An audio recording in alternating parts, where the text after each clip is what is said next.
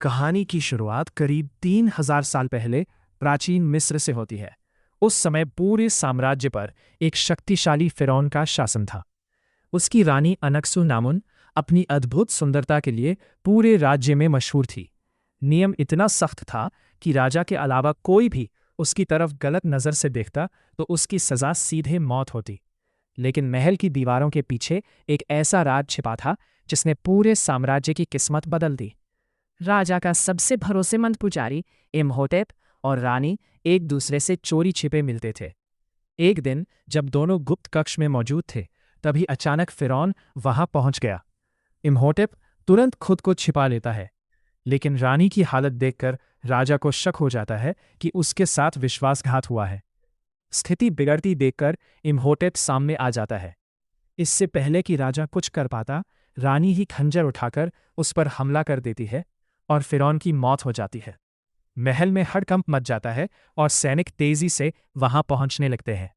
Imhotep अपने साथियों के साथ किसी तरह वहां से निकल जाता है, जबकि रानी समझ जाती है कि अब उसके बचने की कोई उम्मीद नहीं है। इसलिए वह खुद अपनी जान दे देती है। रात के अंधेरे में इम्होटेप रानी के शव को लेकर रेगिस्तान के बीच बसे रहस्यमयी शहर हमुनाप्टा पहुंचता है। माना जाता था कि वहां अपार खजाने के साथ साथ प्राचीन काला जादू भी छिपा हुआ है। इम्होटेप एक निषिद्ध ग्रंथ निकालकर मृत रानी को दोबारा जीवित करने का अनुष्ठान शुरू करता है। जैसे जैसे मंत्र पूरे होते हैं, एक रहस्यमयी आत्मिक शक्ति प्रकट होने लगती है। लेकिन अंतिम क्षण में फिरौन के सैनिक वहां पहुंच जाते हैं और पूरा अनुष्ठान अधूरा रह जाता है। सभी पुजारियों को पकड़ लिया जाता है। इम्होटेप को ऐसी सजा दी जाती है जिसे उस समय सबसे भयानक माना जाता था।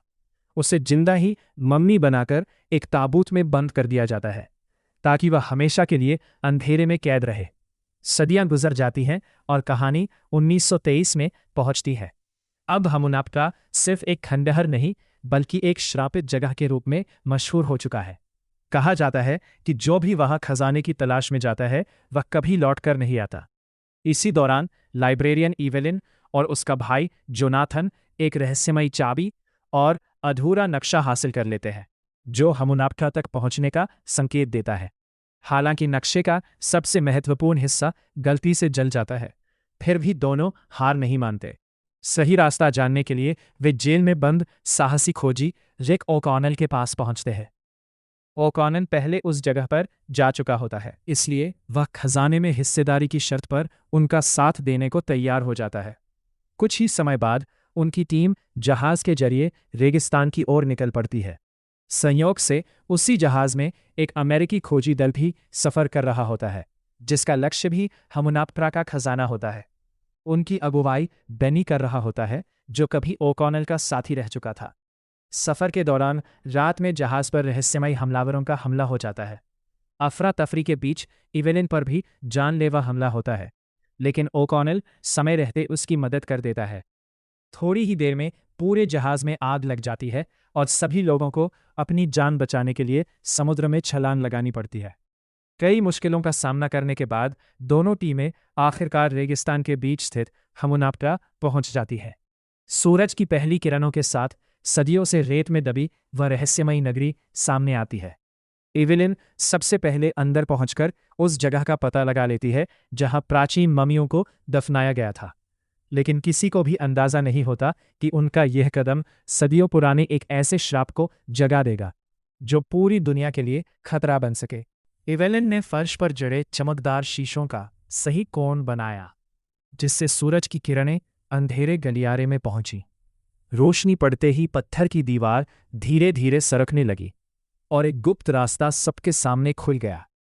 लेकिन जैसे ही पूरा दल उस रास्ते में दाखिल हुआ, चारों ओर से रहस्यमयी और भयावह आवाजें गूंजने लगीं।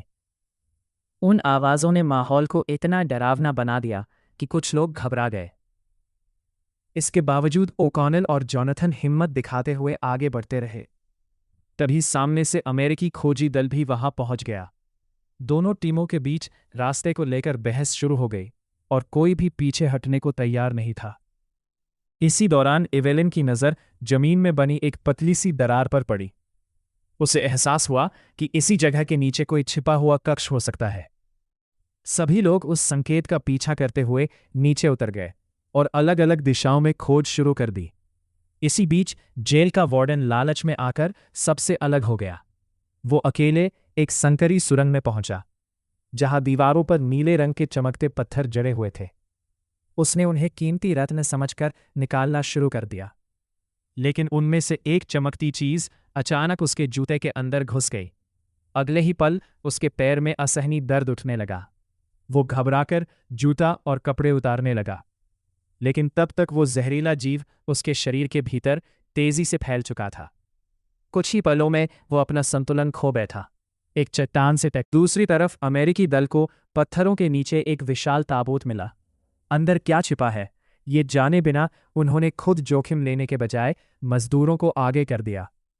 जैसे ही ताबूत हटाने की कोशिश की गई, वहां लगा प्राचीन सुरक्षा जाल सक्रिय हो गया। चारों ओर तेजाब जैसी खतरनाक तरल की बारिश होने लगी और कुछ ही क्षणों में सभी मजदूर मारे गए। उधर ओकॉनेल थोड़ी देर आराम कर रहा था, जबकि जॉनथन को पास पड़ी एक लंबी छड़ी मिल गई। वो मजाक मजाक में उससे गेंद मारने की तरह हरकत करने लगा, लेकिन उसका एक वार सीधे एक छिपे हुए तंत्र पर जा लगा। अगले ही पल जोरदार कंपन हुआ और ऊपर रखा विशाल पत्थर का ताबूत धड़ाम से नीचे आ गिरा। ताबूत को देखते ही इवेलिन का चेहरा गंभीर हो गया। उसने तुरंत पहचान लिया कि इस तरह के ताबूत सामान्य लोगों के लिए नहीं बनाए जाते थे, बल्कि इनमें किसी बेहद खतरनाक और श्रापित व्यक्ति को हमेशा के लिए कैद किया जाता था। जैसे ही उस प्राचीन पुस्तक का पहला मंत्र पढ़ा जाएगा, 3000 साल से ताबूत में कैद वो भयानक मम्मी फिर से जीवित हो जाएगी और उसके बाद हर तरफ सिर्फ मौत का तांडव होगा। यह चेतावनी सुनते ही डरपोक बेनी घबरा गया। वो जोर जोर से चिल्लाने लगा कि श्राप सच होने वाला है, और बिना एक पल गंवाए वहां पर बाकी 4 लोगों ने हिम्मत करके ताबूत खोला। ढक्कन हटते ही उसके अंदर से काला धुआं निकलने लगा और उसी धुएं के बीच उन्हें काले जादू की एक रहस्यमयी प्राचीन किताब दिखाई दी। तभी एक आदमी का पैर ताबूत से टकराया, जिससे अंदर रखे कई रहस्यमयी कलश बाहर लुढ़क आए।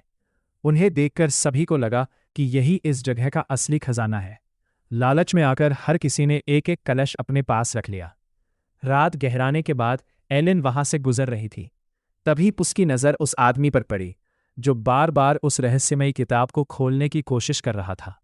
यह देखकर एलिन के मन में एक योजना आई। जैसे ही कैंप में मौजूद सभी लोग गहरी नींद में सो गए, वो चुपचाप उस जगह पहुंची और मौका देखकर वो किताब अपने साथ ले गई। उसने एक खास चाबी की मदद से किताब का ताला खोला। जिज्ञासा में उसने उसके अंदर लिखा पहला मंत्र पढ़ दिया। उसे जरा भी अंदाजा नहीं था कि उसी एक पंक्ति के साथ हजारों साल पुरानी एक भयानक शक्ति फिर से जाग उठेगी। अगले ही पल पूरे इलाके में एक डरावनी चीख गूंज उठी। ऐसा लगा मानो सदियों से सोई को भयावह आत्मा फिर से जीवित हो गई हो। चीख सुनते ही वहां मौजूद हर व्यक्ति का ध्यान उसी दिशा में चला गया। तभी अचानक शांत आसमान में तेज हवाएं चलने लगीं और कुछ ही सेकंड में टिड्डियों का एक विशाल झुंड पूरे कैंप पर टूट पड़ा। यह भयावह नज़ारा देखकर चारों ओर अफरा तफरी मच गई। लोग अपनी जान बचाने के लिए जिस दिशा में रास्ता मिला उसी तरफ भागने लगे। जो जरा भी पीछे रह गया वो टिड्डियों के हमले का शिकार बन गया। भाग दौड़ के बीच एक चश्मा पहने आदमी ठोकर खाकर जमीन पर गिर पड़ा और उसका चश्मा दूर जा गिरा। तभी बेनी वहां से भागते हुए निकला। उसने मदद करने के बजाय उसके चश्मे को अपने पैरों तले कुचल दिया और बिना पीछे देखे आगे बढ़ गया। जैसे ही वो आदमी किसी तरह उठकर खड़ा हुआ, उसके बिल्कुल पास से एक काली परछाई बिजली की रफ्तार से गुजरी। उसने घबराकर पीछे देखा ही था कि उसकी दर्द भरी चीख पूरे इलाके में गूंज उठी। दूसरी तरफ ओकॉनेल और उसके साथी जान बचाते हुए आगे बढ़ रहे थे कि अचानक उनके पैरों के नीचे की जमीन कांपने लगी। देखते ही देखते मिट्टी फटने लगी और उसमें से हजारों डरावने कीड़े बाहर निकल आए। यह दृश्य देखकर तीनों के होश उड़ गए। वे पूरी ताकत से वहां से भागने लगे, लेकिन भगदड़ के दौरान तीनों अलग अलग दिशाओं में बिखर गए। इसी अफरा तफरी में एवलिन गलती से एक सुनसान रास्ते की ओर निकल गई। आज के लिए इतना ही काफ़ी है। मिलते हैं अगली वीडियो में पार्ट 2 में। इस चैनल को सब्सक्राइब करें और लाइक करें ऐसी वीडियो देखने के लिए।